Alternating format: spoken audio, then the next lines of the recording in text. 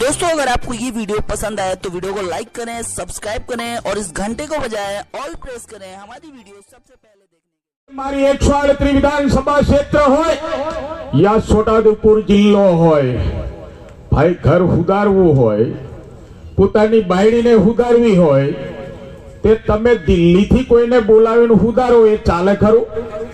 ચાલે ખરું? બોલો તો ખરા, ચાલે ખરું?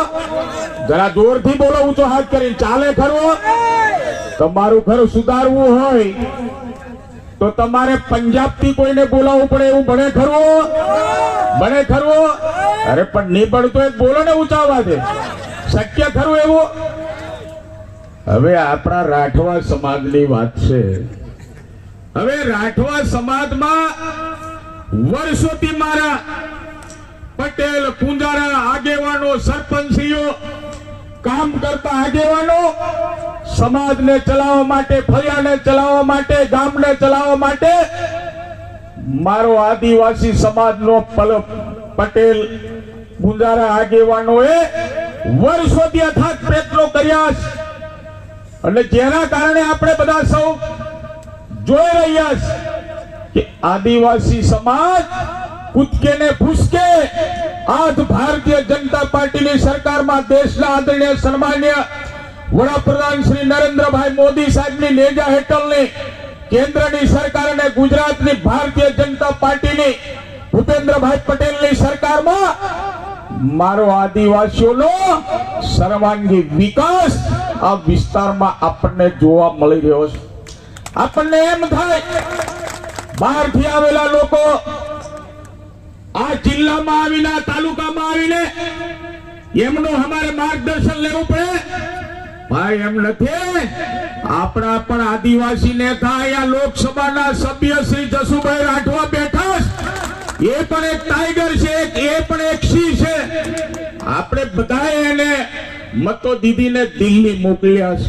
એવા આગેવાન આપણી પાસે હોય, કોંગ્રેસના સુખરામભાઈ રાઠવા જેવા આગેવાનો આપણી પાસે હોય, નારણભાઈ રાઠવા જેવા આગેવાનો આપણી પાસે હોય, મોહનસિંહભાઈ રાઠવા જેવા સિનિયર નેતાઓ આપણી પાસે હોય અને આપણે માર્ગદર્શન લેવા માટે કઈ બહારથી બોલાવવું પડે?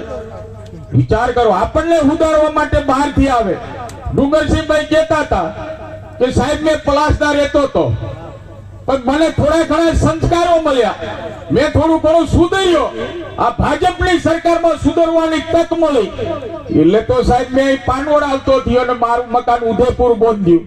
એમ કાલે ડુંગરસિંહભાઈ વાત કરતા હતા.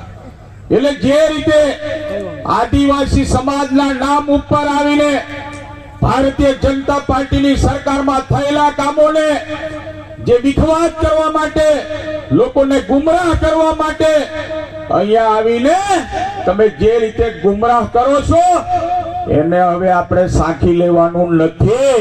કારણ કે કેન્દ્રમાં ભારતીય જનતા પાર્ટીની સરકાર, રાજ્યમાં પણ ભારતીય જનતા પાર્ટીની સરકાર, બંને સરકારો સિવાય ત્રીજી સરકાર આપણને બધાને ખ્યાલ છે. ત્રીજી સરકાર એટલે ઉપરની સરકાર, એના સિવાય કોઈ બીજી સરકારો નથી. અહીંયા માન્ય જસુભાઈ રાઠવા સાહેબ સાથે અત્યારે ચર્ચા થતી હતી.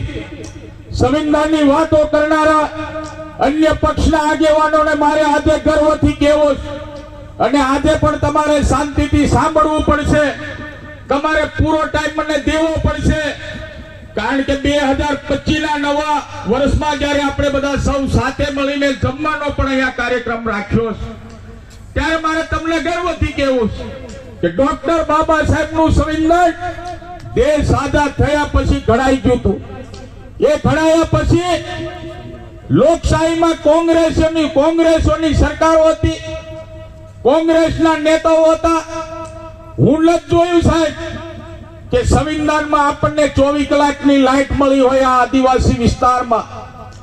કોંગ્રેસની સરકારો સંવિધાન પછી, બાબા સાહેબ પછી, લોકશાહી આવ્યા પછી વખતો વખતની સરકારો આવી.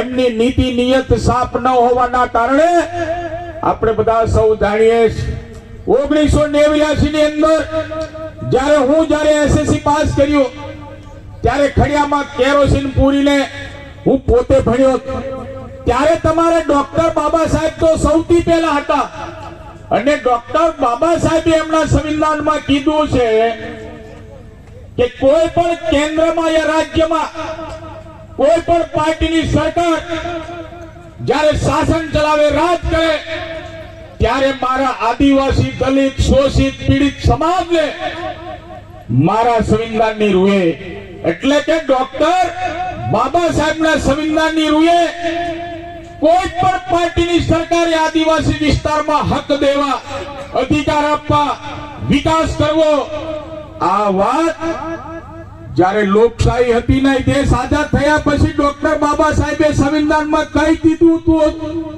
તો ત્યારે તમારી વખતની સરકારો કેમ નથી અમને વીજળી આપી? કેમ નહીં અમારા વિસ્તારમાં રોડ રસ્તાની વ્યવસ્થા દીધી? કેમ નહીં ગોજારિયા જેવી સ્કૂલો અમને દીધી? કેમ નહીં વડા તળાવ જેવી સ્કૂલો અમને આપી? કેમ નહીં પાકા મકાનો વાળી શાળાઓ અમને દીધી? કેમ તમે શાળાઓની અંદર ભૌતિક સુવિધાઓનો વધારો કર્યો? ભાઈ, એ પહેલા બધી આ સરકારમાં એ લોકો કામ કરી ગયા, એ લોકો આપણને હિસાબ નથી દીધો, પરંતુ ધારાસભ્ય તરીકે તમારી સાથે છું ત્યારે અન્ય વિસ્તારમાંથી આવતા આગેવાન, એક ચૈતરભાઈ વસાવા હોય કે કોઈ બીજા અન્ય આગેવાનો હોય, એટલે મારે ગર્વથી કહેવું છે, ભાઈ અમે માન્ય જસુભાઈ રાઠવા સાહેબ, જિલ્લા પંચાયતના પ્રમુખ મલકાબેન, આપણા ભારતીય જનતા પાર્ટીના પ્રમુખ ઉપેન્દ્રભાઈ, સૌ અમારા જિલ્લા તાલુકા પંચાયતના સભ્યશ્રીઓ સાથે મળીને આજ ભારતીય જનતા પાર્ટીની સરકારમાં વ્યક્તિ દીઠ ગામ સુધી, શેવડાના ગામ સુધી વિકાસ પહોંચે, એના માટે અમે અથાગ બધા સૌ સાથે મળીને પ્રયત્નો કરી રહ્યા છીએ. રણભૂણ ઘાટી એટલે પંચમહાલ બોર્ડર ઉપરની વાત કરો, ઘણા વર્ષોથી ત્યાં બ્રિજ બનાવવાનું બાકી હતું. આજ ભારતીય જનતા પાર્ટીની સરકારમાં માન્ય મુખ્યમંત્રી શ્રી ભૂપેન્દ્રભાઈ પટેલ સાહેબના આશીર્વાદો દ્વારા, કેન્દ્ર સરકારની ભારતીય જનતા પાર્ટીની સરકારના દેશના સન્માન્ય વડાપ્રધાન નરેન્દ્રભાઈ મોદી સાહેબના આશીર્વાદો મળવાના કારણે રણભૂણ ખાતે પણ બ્રિજનું નિર્માણ અત્યારે ચાલુ છે. એ કોઈ એપીપી સરકાર, કોંગ્રેસની સરકાર, પંજાબની સરકાર, દિલ્હીની સરકારના આશીર્વાદો દ્વારા એ ત્યાં કામ થયેલું નથી, પરંતુ અહીંયા અમે લખ્યું, મારે તમારે હિસાબ દેવો, સન્માન્ય મુખ્ય